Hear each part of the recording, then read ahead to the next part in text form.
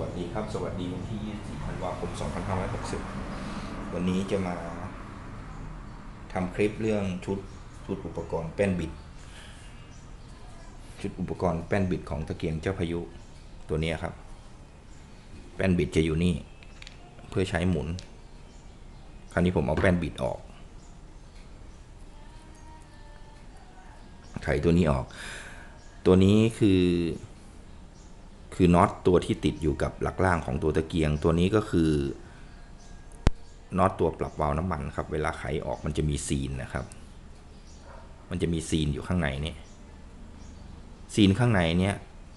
เวลาใช้ไปนานๆมัน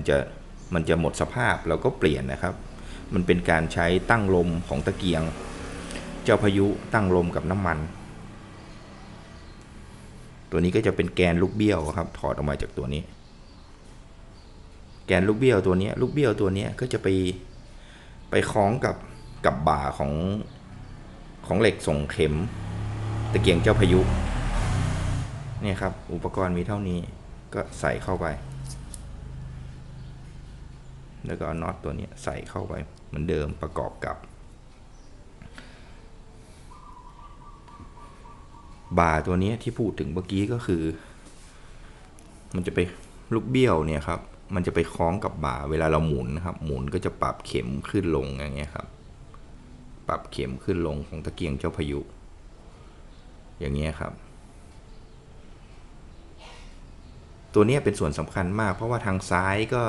จะไปตั้งเข็มน้ำมันที่นมหนูทางขวาก็ใช้ปรับลมกับน้ำมัน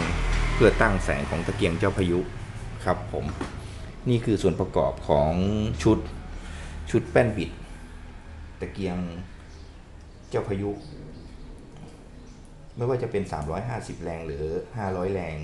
ส่วนประกอบเหมือนกันครับแต่ขนาดจะไม่เท่านั้นเอง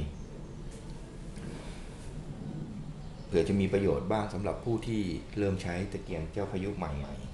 ๆจะได้มีคนมาใช้ตะเกียงเจ้าพายุเยอะๆขอบคุณมากครับที่ติดตามคลิปจนจบ